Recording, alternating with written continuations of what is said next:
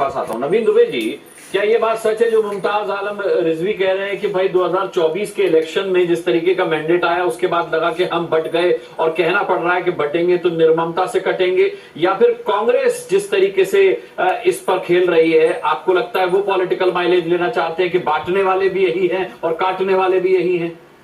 निश्चित तौर पर अनुराग जी, राजनीतिक परिप्रेक्ष्य में देखें तो योगी आदित्यनाथ जी ने झारखंड में जाके जब ये कहा है कि यहाँ घुसपैठ बड़ी है, तो उससे एक तीर से दो निशाने उन्होंने साधने का काम किया है।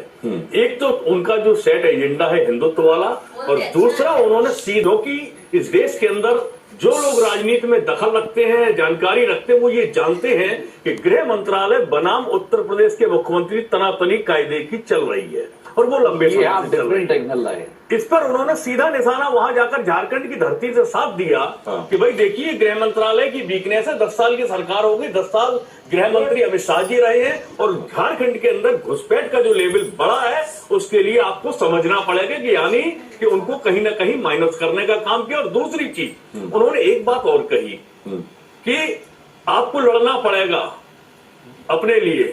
क्या हुआ? राम गोपाल मिश्रा ने वही किया कि योगी जी के भाषण से और इन चीजों से प्रेरित होके वो किसी दूसरे के घर पर चढ़ गया। नतीजा क्या निकला? बेचारे की जान चली गई। 20-22 साल का युवा था। आज स्थिति ये है कि आप इस तरीके का आवाहन क्यों नहीं करते हैं अपने सांसदों, पार्टी के सांसदों और विधायकों से कि अपने परिवार के एक एक पुत्र को निकालिए और हिंदुत्व को बचाने के लिए सड़कों पर उतरे?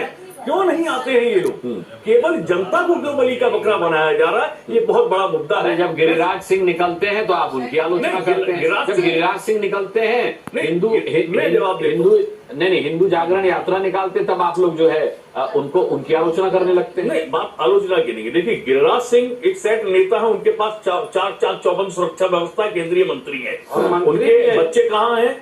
विदेशों में पढ़ रहे हैं अधिकांश सांसदों और मंत्रियों के बच्चे। और दूसरी चीज में कहूंगा, ये हिंदुत्व की बात करते हैं। कितने मंत्री और नेता और विधायक ऐसे हैं जिनके बच्चे आरएसएस के शिशु मंदिर में पढ़ते हैं?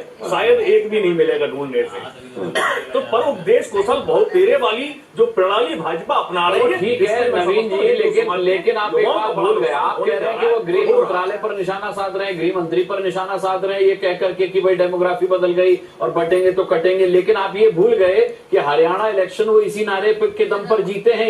इस नारे का बहुत बड़ा योगदान है उसमें। और उसके बाद अमित शाह साहब पर कोई खतरा आया, गृह मंत्रालय पर कोई खतरा? कमियों से जीती है कांग्रेस के अंतर कलह के। भाजपा जीत गई तो कांग्रेस की कमियों की वजह से जीती है।